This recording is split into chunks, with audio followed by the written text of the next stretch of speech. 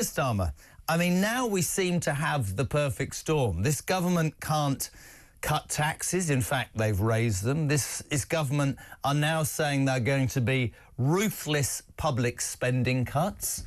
They seem to have based their entire economic sort of setup on growth, but quite how last October's budget does anything for growth when it's single-handedly attacking anybody with a small business is beyond me. And he found himself today having to defend Rachel Reeves. I mean, I just want to play this clip to you. This is Starmer dodging a question from a reporter who said, will she be your Chancellor long term? Have a listen and a watch of this, my friends. Will Rachel Reeves be your Chancellor at the next general election? I'll be really clear. We're going to stick to the fiscal rules. That is a very important thing that we've said throughout. We set out those fiscal rules very early on in the day because we knew that the missing ingredient in recent years has been economic stability. We're determined to bring about that economic stability, and that's why the fiscal rules are absolutely central to what we do.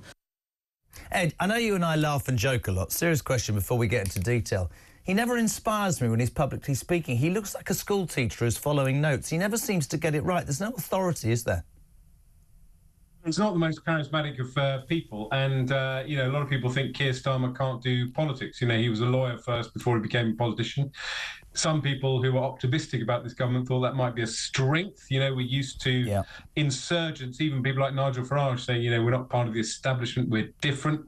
But Keir Starmer doesn't get politics, he doesn't get optimism, he can't sort of give us a sense of the destination that we're going in. You know, we want our Prime Minister to say everything is going to be okay, it's going to be painful, but we're getting there, we know what we're doing. And the trouble is, to be serious for a moment, as you say, we've had the amuse-bouche of Christian names, but to be serious for a minute, if you know, this government in one sense is unassailable. It's got an enormous majority. It will be in power for the next 3 years, pretty much come what may.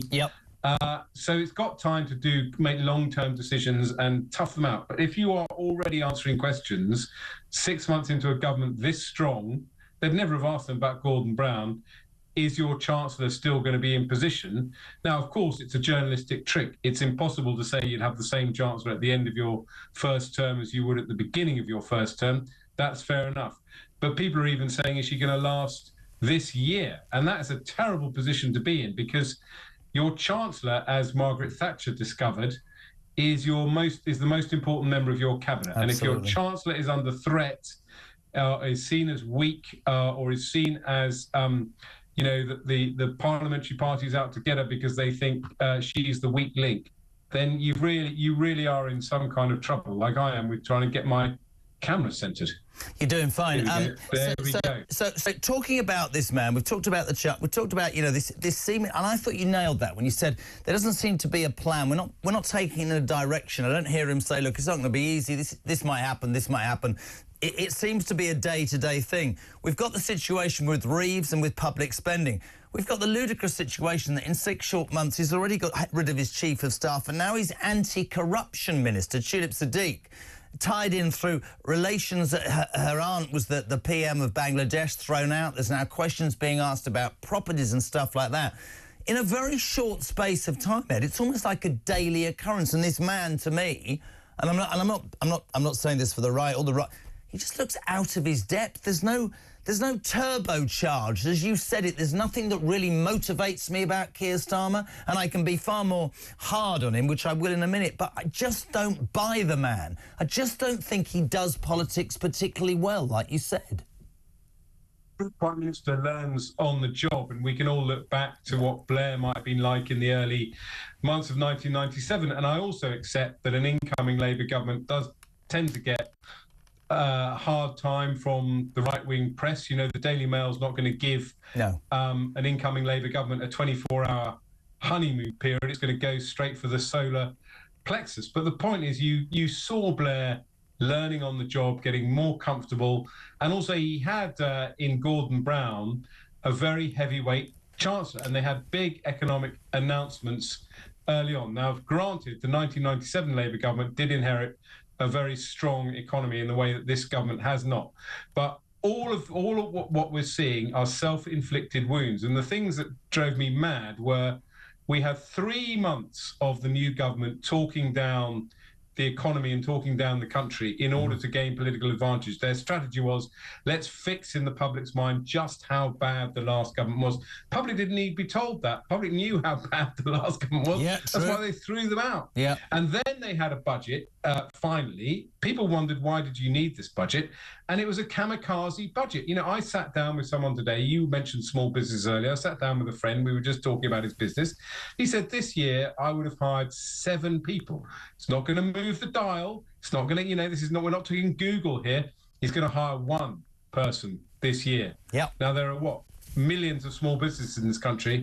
If they're all taking the same view, we are in deep trouble. I obviously come from a different land, because I would have thought that new businesses, small businesses, the lifeblood of any idea of growth, because they employ people, they create wealth, it peters down into society. I don't understand it. Let's talk about your good political friend, Nigel Farage. It was a big I mean, listen, quite rightly, and I was really outspoken about this last week, the grooming gangs, and I'll go further and call them rape gangs. And I want to put this to you, actually, and I'm strong to put this to you.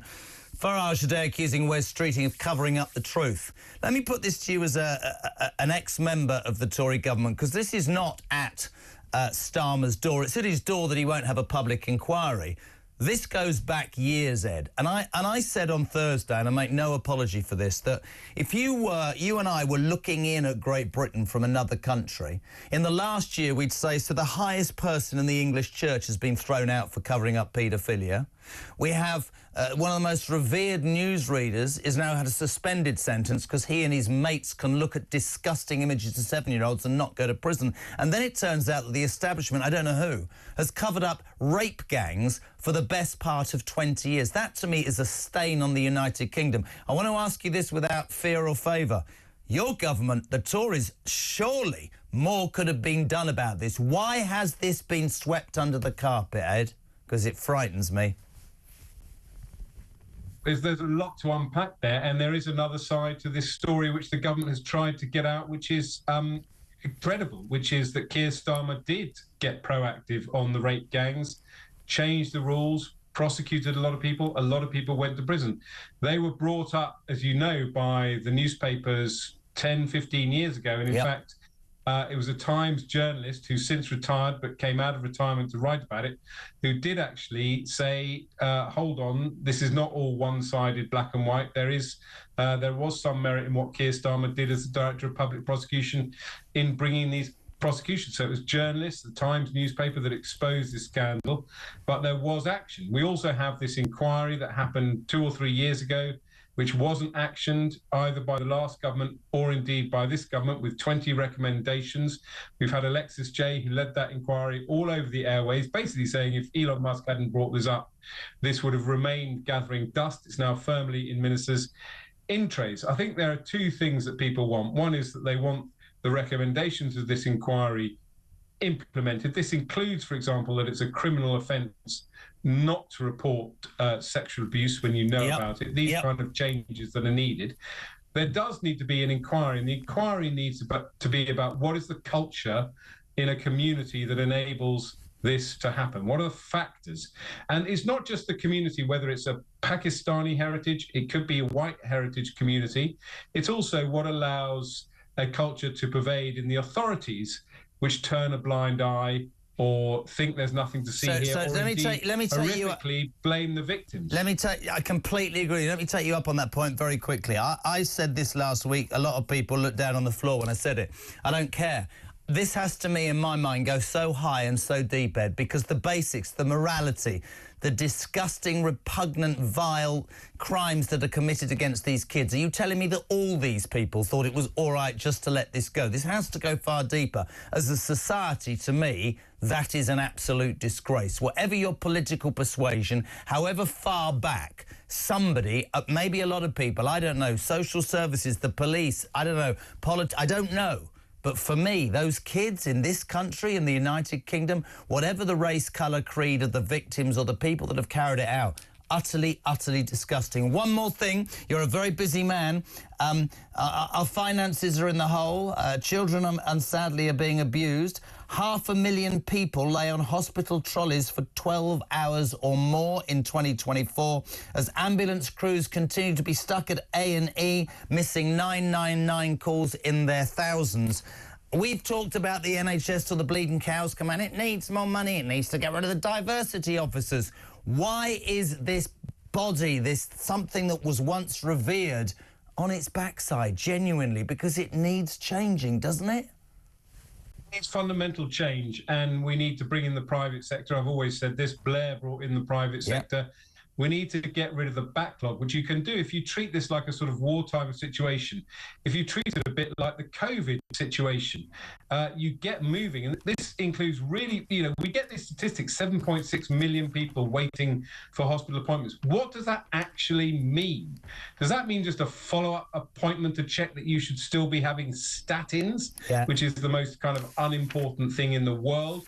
Or does it mean you're waiting for a heart transplant operation, which is the most important thing in the world? We could do all the cataracts with the private sector. We could do the knee replacements with the private sector. We could do the hip replacements with the private sector. And we need to find a way for GPs to stop allowing people to go to A&E when they have a niggle and a pain and it's just too difficult to go and see a GP, so they nip to their hospital A&E. That's got to stop as well. How do we do treat in a people potted version? In their community. In a potted version, how do we do that, briefly? Well, you forget the unions, forget the principles and the socialism, and just say we're going to pay the equivalent of Tesco to do 500,000 knee operations this year and get them off the waiting list and get those people back into a productive economy. Couldn't agree more. I mean, apart from, obviously, I wouldn't want my knee done at Tesco's. It's been a privilege to speak to you today. You look like you're in some sort of sports top there, as if you've been out running and working out. Would that be fair to say? Yeah, I'm Mr. Fit. Look at that. You're ripped now, aren't you? Ripped. I went running and ripped all the muscles that I had.